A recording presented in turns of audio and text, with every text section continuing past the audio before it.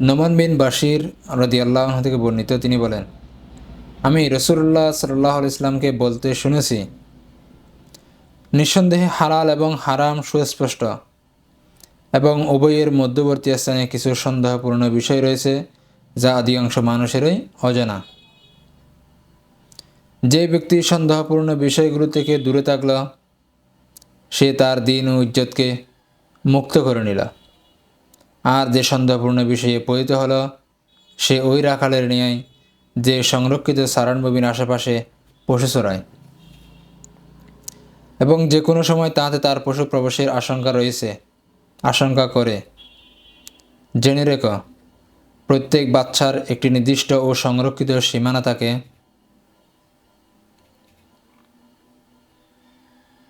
আল্লাহর সীমানা হলো তার নিষিদ্ধ বস্তু। প্রত্যেক ব্যক্তির শরীরে একটি মাংসপিণ্ড রয়েছে।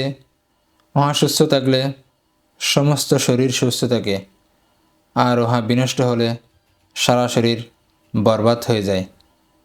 আর উহা হলো কলব বা অন্তর। যেন আমরা সন্দেহযুক্ত যে সমস্ত বিষয়, এগুলো থেকে দূরে থাকব।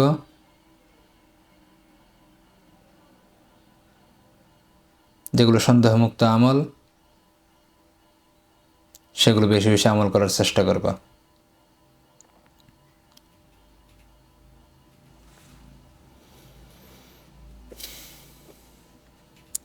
গনিমতের মালামাল হতে 1/5 দান করা ঈমানের অংশ।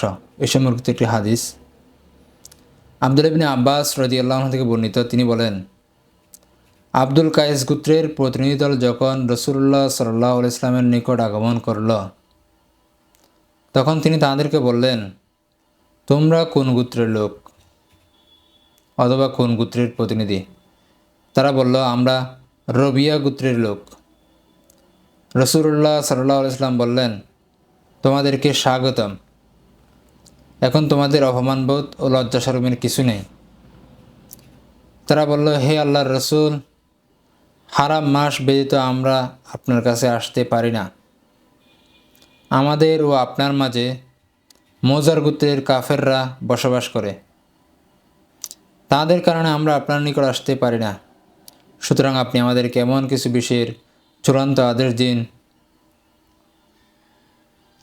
যা হক ও বাতিলের মধ্যে পার্থক্য করে দিবে। আমাদের পেছনে যারা রয়ে গেছে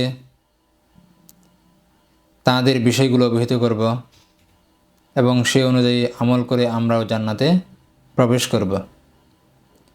তারা রাসূলুল্লাহ সাল্লাল্লাহু আলাইহি ওয়াসাল্লামকে পানীয় বস্তুসমূহ সম্পর্কে জিজ্ঞেস করল। রাসূলুল্লাহ সাল্লাল্লাহু আলাইহি ওয়াসাল্লাম তাদেরকে 4টি কাজের আদেশ দিলেন এবং 4টি বস্তু থেকে নিষেধ করলেন। তিনি তাদেরকে এক আল্লাহর প্রতি ঈমান আনয়নের নির্দেশ দিলেন। তারপর তিনি বললেন, এক আল্লাহর প্রতি ঈমান কাকে বলে তোমরা কি তা জানো? তারা বলল, আল্লাহ এবং তার রসূলই ভালো জানেন। তিনি বললেন, এক আল্লাহর প্রতি ঈমানের অর্থ হলো এই সাক্ষ্য দেওয়া যে আল্লাহ ছাড়া কোনো সত্য উপাস্য নেই, আর তার কোনো শরিক নেই, এবং মুহাম্মদ সাল্লাল্লাহু আলাইহি ওয়াসাল্লাম আল্লাহর রসূল। নামাজ কায়েম করা, যাকাত আদায় করা, রমজানের রোজা রাখা এবং গনিমতের মালের 1/5 প্রদান করা। তিনি তাদেরকে 4টি পাত্র ব্যবহার করা হতে নিষেধ করলেন: সবুজ রঙের কলসি, লাউয়ের খোলস, কাঠের নির্মিত পাত্র, আলকাতরা দিয়ে প্রলেপ লাগানো পাত্র। পরিশেষে তিনি বললেন, এ সকল বিষয় স্মরণ রাখবে এবং যারা তোমাদের পিছনে রয়ে গেছে তাদেরকে অবহিত করবে।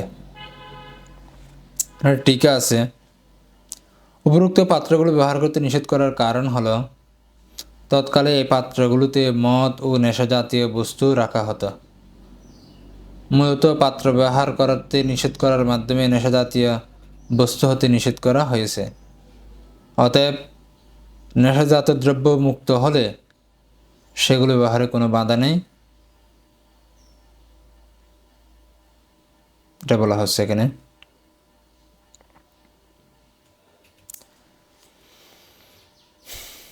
মানুষের আমল নিয়তের উপর নির্ভরশীল সম্পর্কিত একটি হাদিস।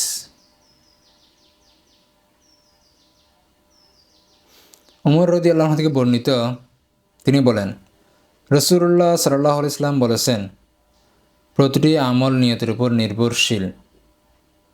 কিতাবের শুরুতে এই হাদিসটি অতিক্রান্ত হয়েছে।